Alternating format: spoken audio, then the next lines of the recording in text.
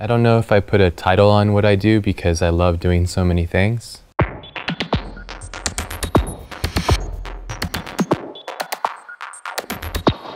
So FITC, the title sequence, I had been reached out by Sean, who sets up a lot of the events, and he asked me if I could do some art for the posters and stuff, and I was very busy, but I had a couple hours at night, and so I made the art for the poster, and he really liked it, and I was like, okay. And then my friend Andrew liked it so much, and he said, we should do the title sequence. And I asked Sean, I said, do you want us to do the title sequence? He said, sure. Nobody's done it before. So I said, okay, we'll do it. And then we started building a team, very small team. How many of you? Total, with composer and editor for the process reel, is 9 people to finish it. And it's about 3 months. Pretty heavy work. And so we take the posters as the style frame, the example that we want to aim for, and then build from there, creating assets for what we call the glitch, which is all the texture and the noise. And then we would create style frames, like storyboards basically, of transitions. And from there we inspire the motion graphics, and then they both inspire both of each other. And then many iterations, maybe 50 iterations until we got there.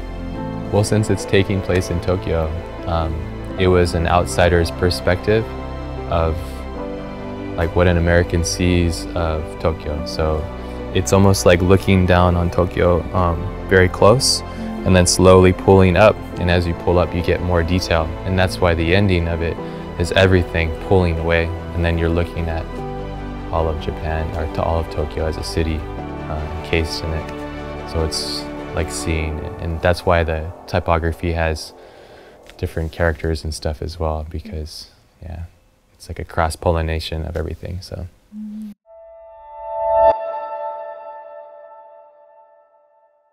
I think I was 10 years old and I had seen Ghost in the Shell, and my mind is like, I had never seen anything like that.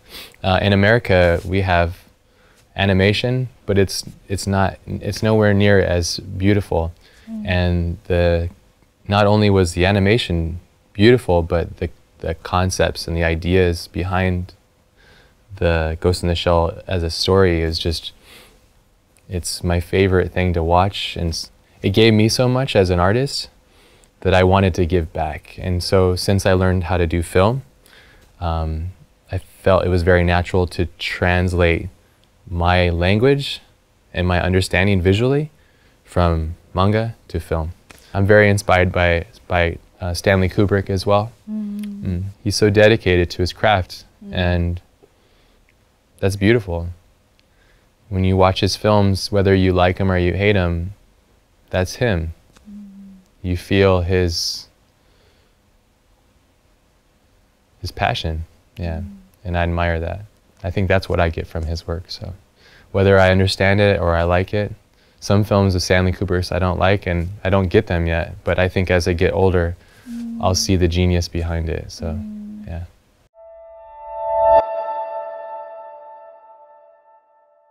As I mentioned, like I'm a big fan of Akira and like Ghost in the Shell, and but also like Terminator and stuff. So like a big influence is Hollywood or like movies, yeah. So I've always thought of it in my mind as something very special, and I always wanted to be a part of that.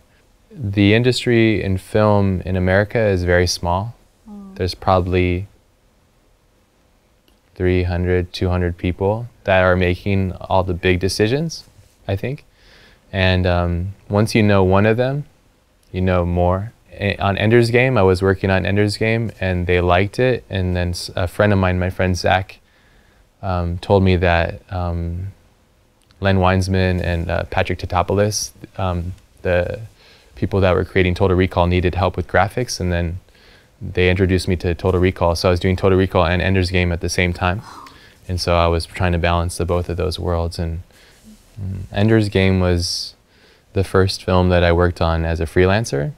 So it was like a movie. It was a very big opportunity. And I had never done user interface. I didn't even know what it was. But I was just curious.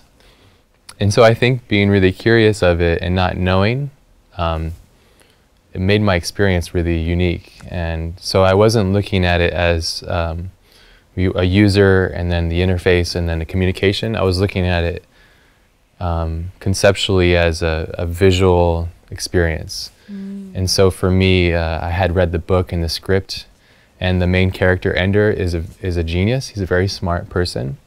And so for me, it was about trying to show the audience what is in his consciousness visually. So the complexity, but the beauty of complexity. Like, what does it look like to look in a genius's mind? Creating graphics that go down that path of it, like something beautiful, that was the journey for Ender's Game for me. And it was a year and a half, and I created like 650 Photoshop files just for that project, and so many files, yeah.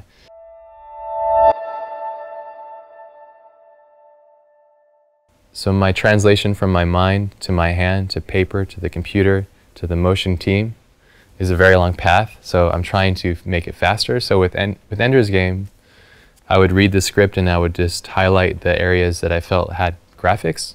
In my sketchbook, I would draw what it's supposed to look like in my mind. And then from there, I'll either scan my sketchbook or take a picture and send it to myself. And then I have two screens, so I have my sketch here, and then I'll either use Illustrator or Photoshop. And then when I come here, it translates from here to the computer, and then I add more. So each stage, I add more stuff, and then I remove, and I add and remove, add and remove until I'm happy. Then I go to Photoshop. And so if we have a photo of the main character, he's like this, then I'll take the Photoshop file, make a layer, and then draw on the frame where I want everything. Then go to Illustrator, build it out, come back here, and then maybe at the end of the day it looks good. But that's mostly the process, is like getting the idea out and as pure as possible. Yeah. And that's just capturing the energy of the original thought. Yeah, I mean, we're talking about Adobe, I mean, I wouldn't be here without Adobe, because Adobe Photoshop and stuff, that's my tool, you know, and I use a Wacom in my office. I have a Wacom and I use Photoshop to draw, and I use a bunch of weird custom brushes, but I like drawing in paper, but I think it's okay for me to start moving into just completely digital and saving to the cloud. So, because I could walk around and my sketchbook could get thrown away or somebody could steal it, but it's in the cloud, then it never disappears. So my idea is always there.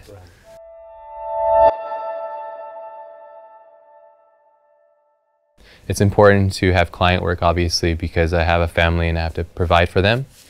But I can only make other people's projects look so good until I want to make my own. So I want to make my own projects because I feel like it's time. So yeah, so the balancing it, it's just, I have a desire to work on my own stuff. So that's why I'm very accurate about my time. So I plan my day the night before and I write out a list in 15-minute increments. So I'll know exactly what I'm doing. And then I have a timer, and yeah, client work for 3 hours and walk, then jujitsu or something, and then physical activity, then clients, and then my own work for at least 2 or 3 hours a day. I train jujitsu really hard. Back home, I train jujitsu. That inspires everything for me because it's so hard, and it's very honest, because if I don't protect myself, I'll get hurt. So it inspires me. Yeah, jiu-jitsu is very big for me. And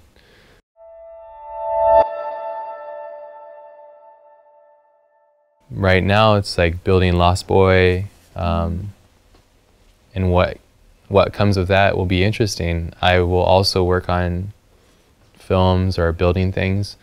I would like to start directing. I'm working on a video game right now, making my own video game. So I'm very excited about that, yeah. I used to play video games as a kid, and I stopped, and I feel like it's a great time to make games again. We have the story and we have the mechanics figured out of how the game works. So probably get a test from Unity. We're going to use Unity, and probably maybe 6 months or so we might do Kickstarter or a Patreon or something. Yeah, I'm excited about that.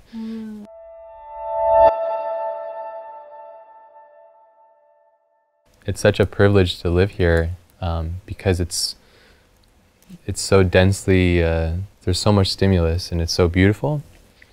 So if I lived here, I would just be incredibly influenced. And it's okay to be shy. On the internet, you can just put your work up and people will interpret it. So it's okay to be shy. And I think that's probably better because sometimes I think in America we're too loud. I think just continue creating and really be passionate about whatever it is, whether you're into coding or creating motion graphics or design. Just love what you do. You have to be 100% sure that you're willing to dedicate your life for it. Yeah.